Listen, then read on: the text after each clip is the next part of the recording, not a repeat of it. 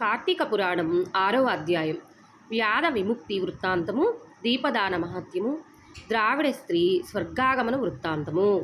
వశిష్ఠుడు మరలా ఇట్లనెను: ఓ జనక మహారాజా వినుము.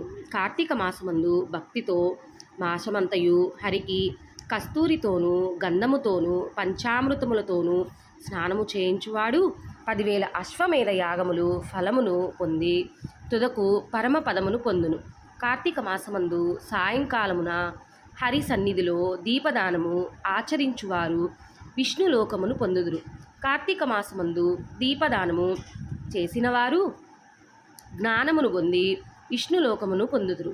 కార్తీక మాసమందు ప్రత్తిని చక్కగా ధూళి లేకుండా విడదీసి వత్తిని చేసి బియ్యం పిండితో కానీ గోధుమ పిండితో కానీ పాత్రను చేసి వత్తిని తడిపి వెలిగించి వేద బ్రాహ్మణునికి పూజించి ఇవ్వవలను. ఇట్లు మాసమంతయు చేసి అంతమందు వెండితో పాత్రను చేయించి బంగారముతో వత్తిని చేయించి బియ్యం పిండితో మధ్యగా ఉంచి పూజించి నివేదించిన తర్వాత బ్రాహ్మణ భోజనము గావించి తర్వాత తాను స్వయంగా ఈ క్రింది మంత్రమును చెప్పుచు ఆ దీపమును దానము చేయవలను. మంత్రార్థము: దీపము సర్వజ్ఞానదాయకము, సమస్త సంపత్రదాయకము కనుకనే ఇప్పుడు దీపదానం చేయుచున్నాను. దీనివల్ల నాకు నిరంతరము శాంతి కలుగు కాక. ఈ ప్రకారముగా స్త్రీ కానీ పురుషుడు కానీ కార్తీక మాసమందు ఆచరించిన ఎడల అనంత ఫలమును పొందుదురు. దీపమును పెట్టిన వారు విద్యను, శాస్త్ర ఫలమును, ఆయుష్ను, స్వర్గమును, సమస్త సంపత్తులను పొందుదురు. కార్తీక దీపదానము వలన మనోవాకాయముల చేత చేయబడిన తెలిసి తెలియక చేసిన పాపములు నశించును. పూర్వకాలమున ద్రావిడ దేశమందు సుతబంధు విహీనమైన ఒక స్త్రీ కలదు. ఆ స్త్రీ నిత్యము భిక్షాన్నము భుజించెడిది. ఎప్పుడు దూషితాన్నమును భుజించెడిది. చద్ది అన్నమునే తినడిది.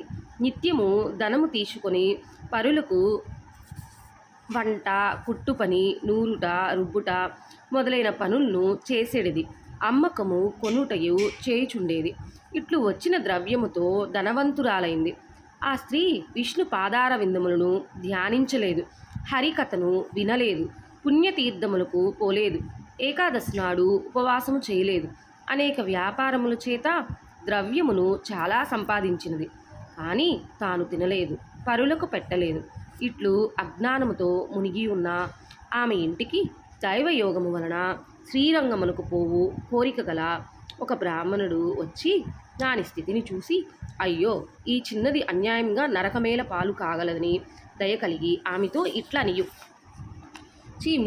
మూడురాల, ఇప్పుడు నా మాటలను వినుము. విని చక్కగా ఆలోచించుము. ఈ దేహము సుఖదుఖములతో కూడినది. చర్మము, మాంసము, ఎముకలు వీటితో కూడినది. దుఃఖములకు నిలయము భూమి, ఆకాశము, వాయువు, అగ్ని, జలము అను పంచభూతముల వల్ల కలిగినది. దేహము నశించగా పంచభూతములు చూరులందు పడిన వర్ష బిందువుల వలె పడి తొలగిపోవును. ఈ దేహము నీటి మీద బుడగవలె నశించును. ఇది నిశ్చయము. నిత్యము కాని దేహము కాని నిత్యమని నమ్మితివి. ఇది అగ్నిలో పడిన మిడతవలే నశించును. కాబట్టి మోహమును విడువుము. సర్వస్వరూపుడు భూతములందు దయగలవాడు గల హరిని ధ్యానించుము. కామమనగా కోరిక, క్రోధమనగా కోపం, లోభమనగా ఆశ, మోహమనగా మమకారం, అహంకారాలు వీటిని విడువుము. ద్రవ్యము వదులుము. నిశ్చలమైన భక్తితో హరి పాదార విందము ధ్యానము చేయుము. కార్తీక మాసమందు ప్రాతస్నానము ఆచరించుము. విష్ణు ప్రీతిగా ధ్యానము చేయుము. బ్రాహ్మణునికి దీపదానము చేయుము. అట్లు చేసిన ఎడల అనేక జన్మముల పాపములు నశించును. సందేహము వలదు. ఇట్లు చెప్పి బ్రాహ్మణుడు తూర్పుగా వెళ్ళెను. తర్వాత ఆ మాటలు నమ్మి విచారించి ఆశ్చర్యముంది చేసిన పాపములకు వగచి కార్తీక వ్రతమును ఆరంభించెను.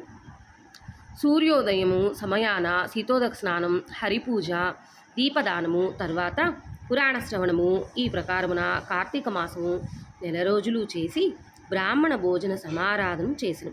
4 రోజులు శీతోదక స్నానం చేయటము చేత ఆ స్త్రీకి శీత జ్వరము సంభవించి గర్భమందు రోగము జనించి రాత్రింబవళ్ళు పీడితురాలై బంధుహీనియై దుఃఖించి చివరకు మృతి నొందినది. తర్వాత విమానమెక్కి శాశ్వత స్వర్గ సుఖములను పొందినది. కాబట్టి కార్తీక మాసమందు అన్నిటికంటే దీపదానము అధిక పుణ్యప్రదము. కార్తీక దీపదానము తెలిసి తెలియక చేసిన పాపములను నశింపు చేయును. ఇట్లు పూర్వము శివుడు పలికెను. రాజా, ఈ రహస్యమును నీకు చెప్పితిని.